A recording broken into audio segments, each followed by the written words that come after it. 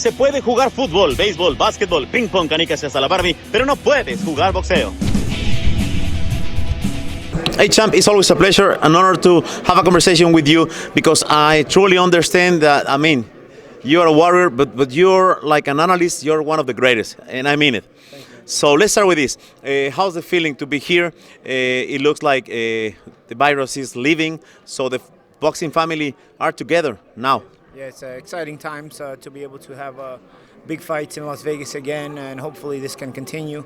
And Canelo and Caleb is one of the big fights that is worth coming together for. It's really going to be exciting, and I can see as the week progresses, more and more people are here, and more people are enthusiastic about what's to come. Yeah, let me share this with you. I was having a conversation with Devin Haney during the Wilder Fury #3. And he told me I'm a really close friend with Caleb Plant. I love Caleb Plant, but this is fucking Canelo. So that's the way Devin Haney. Yeah, I think a lot of times, you know, we may want somebody to win, but realistically, sometimes we see the reality of whether they can win or not. I think Caleb Plant is a very good fighter, but he's up against it this week. But I think he's a very good fighter, and he's quality. And if he was not quality, he would not be in this fight, because Canelo fights a lot of quality fighters, and Caleb is one of those guys. So it's not a knock on. I don't think it's a knock on Caleb to pick Canelo to beat him. I think a lot of people are picking Canelo to beat him.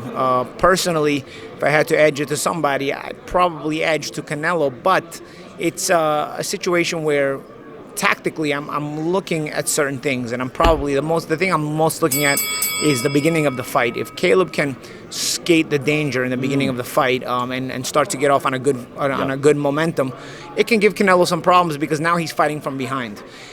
I think it's more important for Caleb to be perfect in the beginning of the fight than it is for Canelo. If Canelo, I don't think has to be perfect in the middle and beginning of the fight, but he can land just enough hard shots, even if Caleb is getting the better of the action. If Canelo can land enough hard shots, it's going to start to diminish the level of Caleb, and so by the middle to late rounds, he's going to start breaking, and Canelo's going to get to him.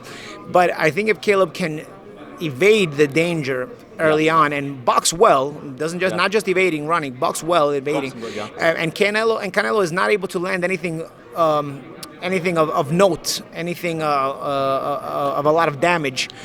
I think then Caleb gives himself a very good chance as the middle to late rounds approach of really taking control of the fight. So for me personally, the first 3 rounds are important. Also, they're important because the emotion of the moment, you know, Canelo is used to this. Caleb is not used to the emotion of a moment like this.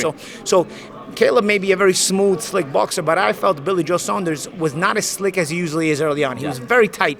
The emotion got to him at the moment, and naturally it's not easy to deal with. And I didn't think he was as confident in his smoothness and the smoothness of his boxing as he usually is. So that makes it more difficult for a guy like that to have a perfect first 3 rounds, you know? So we'll see. If Caleb can control his emotions, from what he said at the press conference yesterday, he had a very good camp. If he can control his emotions and execute, then I think he puts Canelo in a situation where, okay, he's got to think more. Maybe it was a little bit of panic, and I've got to get to this guy. But like I said, I think it's more important for Caleb to be perfect than Canelo to be perfect in the early rounds. I think if Caleb is not perfect, even if he's doing well, Canelo gets to him in the middle to late rounds. If Caleb is perfect in the early rounds, then he gives himself a chance to win. If Canelo gets the better of the early rounds, then this is going to be over quicker, probably by the middle rounds. You know, so those are the things I'm looking at, and they all have to do with the first 3 rounds. That's my main intention to see.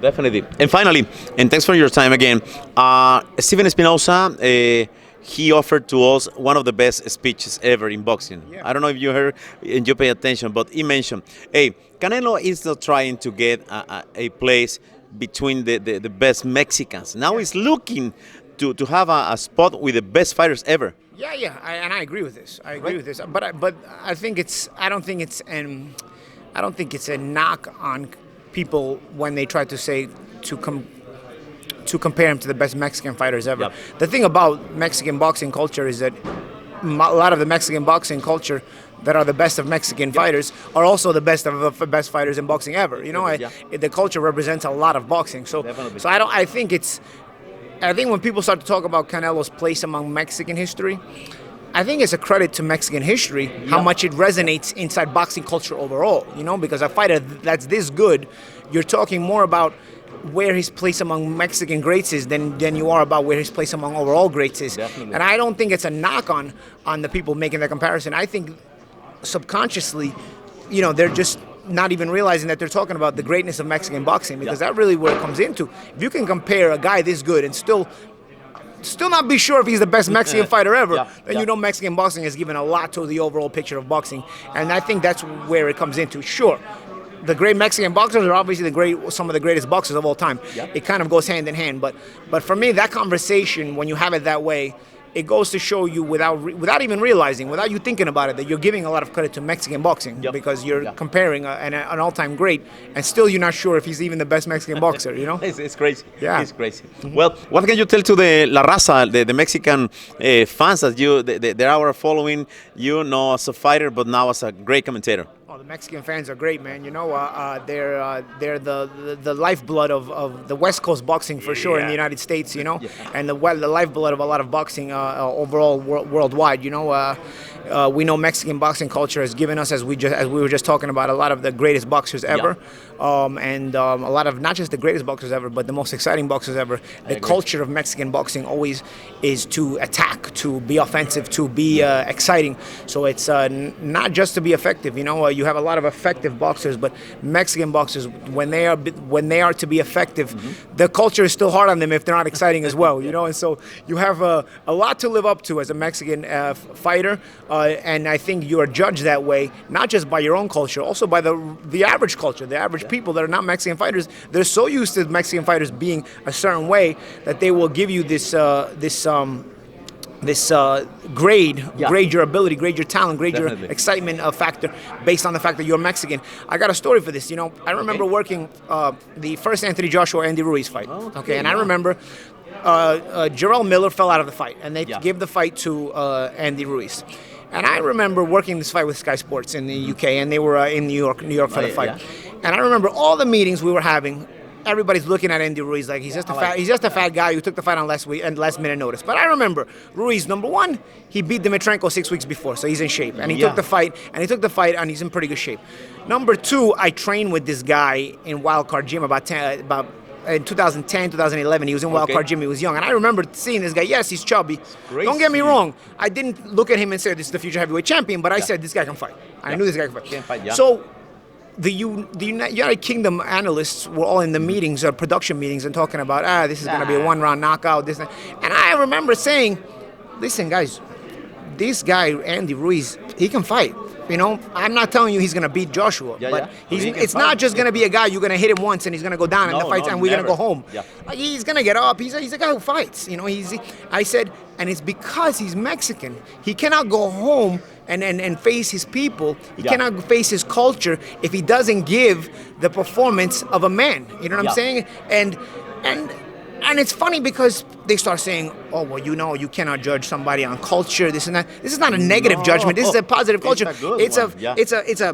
It's a fighting culture in boxing. It's something that resonates for decades, So I said, listen, I'm not going to tell you, because I could not say he's going to win the fight, but I was saying, this guy is going to fight.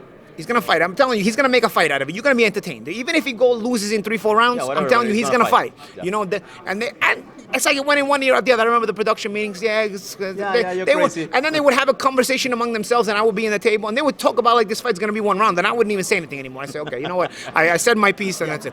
The fight happens. We know what happens in that fight, right? And the funny thing is, Ruiz did go down in the fight. He got up and he knocked him out. So he did go down. So he actually proved my point.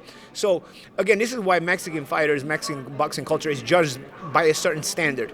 Because there is a lot to live up to with greatness, and a lot to live up to with excitement factor, not just greatness, but excitement factor that is decades built up. And so it's like cement now, that's it. You cannot change this boxing culture. This is the boxing culture, and this is what the standard will be. Definitely. Well, thanks for your time. Social media, please, if you like to follow. It's at Paul Malignaggi on social media, on Instagram, on Twitter. I think my guys are gonna start a TikTok for me. I don't know. I'm not great at technology, but we're gonna have all of this stuff at Paul Malignaggi. Good to see you. All my respect for you. Thank you. Thank you very much. Good to see you. Thank you. Thank you. SEYER, en los puños de los campeones, desde 1930.